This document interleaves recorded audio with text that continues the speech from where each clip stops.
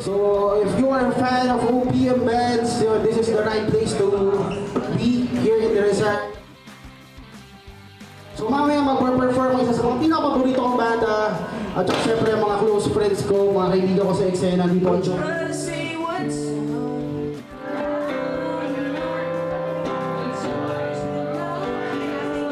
Palakpakan natin yung John Dulo!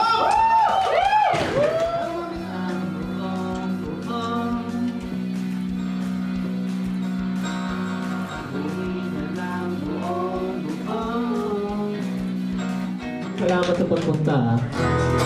Alam ko, marami kayong ginagawa, busy kayo, pero pinaglaanan nyo ng oras ko. Maraming sana. But we really appreciate it. Palakpakan naman natin yung mga nag-perform kanino.